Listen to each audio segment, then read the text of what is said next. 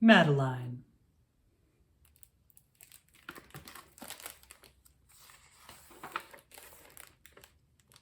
Story and Pictures by Ludwig Bemelmans.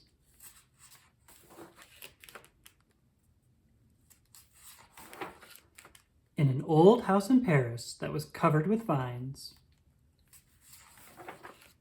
lived 12 little girls in 2 straight lines.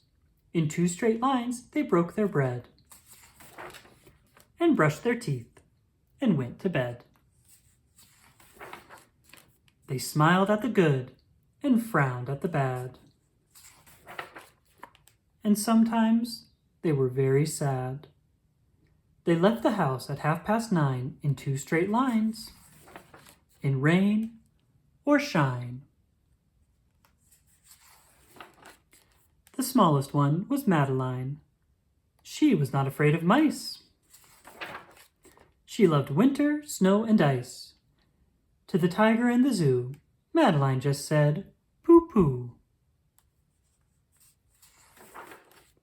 And nobody knew so well how to frighten Miss Clavel. In the middle of one night, Miss Clavel turned on her light and said, "Something is not right." Little Madeline sat in bed, cried and cried, her eyes were red.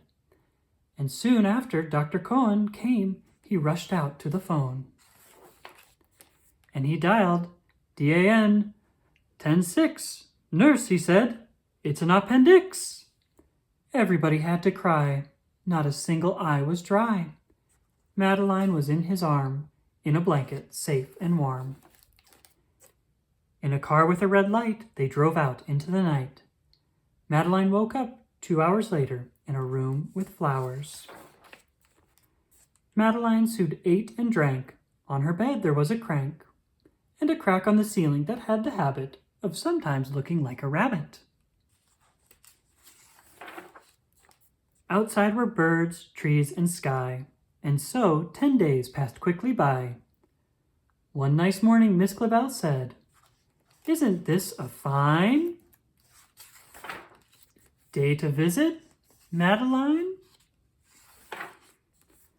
"Visitors from 2 to 4, read a sign outside her door, tiptoeing with solemn face, with some flowers and a vase. In they walked, and then said, "Ah!" when they saw the toys and candy in the dollhouse from Papa. But the biggest surprise by far, on her stomach was a scar. "Goodbye," they said, "we'll come again." And the little girls left in the rain. They went home and broke their bread, brushed their teeth, and went to bed.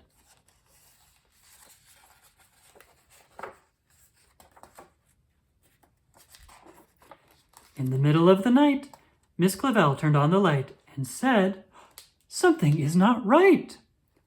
And afraid of a disaster, Miss Clavel ran fast and faster. And she said, "Please, children, do tell me what is troubling you." And all the little girls cried, "Boo-hoo! We want to have our appendix out too." "Good night, little girls. Thank the Lord you are well. And now go to sleep," said Miss Clavel. And she turned out the light and closed the door. And that's all there is. There isn't any more. The